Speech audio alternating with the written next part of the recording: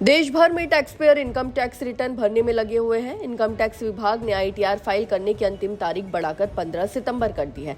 समय पर आईटीआर भरने से न केवल जुर्माने से बचा जा सकता है बल्कि रिफंड जल्दी मिलने की भी संभावना बढ़ जाती है।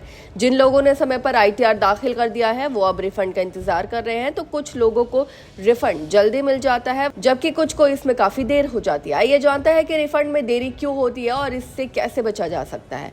वित्त मंत्री निर्मला सीतारमण ने बताया था कि अब टेक्नोलॉजी की मदद से इनकम टैक्स रिफंड पहले की तुलना में काफी तेजी से मिल रहा है। पहले जहां औसतन 93 दिन लगते थे, अब ये समय घटकर करीब 10 दिन रह गया है। हालांकि ये सिर्फ औसत समय है, हर टैक्स पेयर को 10 दिन में ही रिफंड मिलेगा ये जरूरी नहीं।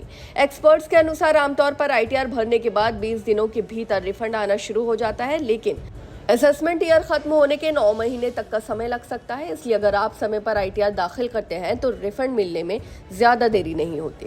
रिफंड में देरी की कुछ प्रमुख वजहें हैं, जैसे कि पहला, ई वेरिफिकेशन न करना। आईटीआर भरने के बाद उसे ई वेरीफाई करना जरूरी है। जब तक आप ई वेरिफिकेशन नहीं करते आपका रिटर्न प्रोसेस नहीं होता और रिफंड जारी नहीं किया जाता। ई वेरिफिकेशन करने के बाद रिफंड आने में 4 से 5 हफ्ते लग सकते हैं। दूसरा है पैन और आधार लिंक न होना। अगर आपका पैन कार्ड आधार से लिंक नहीं है तो रिफंड अटक सकता है। विभाग अपने पैन आधार लिंकिंग अनिवार्य कर चुका है। तीसरा है गलत बैंक डिटेल्स। आईटीआर फॉर्म में अगर आपने गलत बैंक खाता नंबर या आईएफएससी कोड भरा है तो रिफंड उस खाते में नहीं जा पाएगा और प्रक्रिया रुक सकती है। चौथा है टीडीएस में गड़बड़ी। अगर आपकी आय और टैक्स डिडक्शन के आंकड़ों में मेल नहीं है तो रिटर्न रिजेक्ट हो सकता है और रिफंड में देरी हो सकती है। पांचवा है डिपार्टमेंट के ईमेल या नोटिस का जवाब ना देना।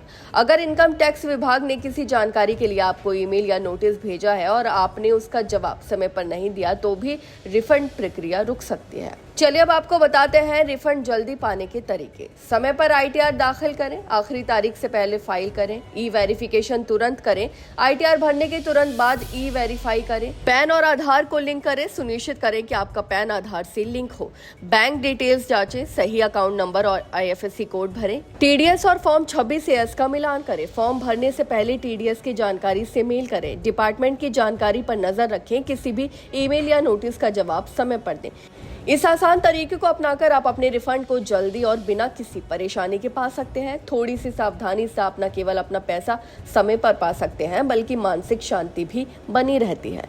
फिलहाल इस खबर में बस इतना ही और ऐसी ही तमाम खबरों को देखने के लिए देखते रहिए भारत एक्सप्रेस।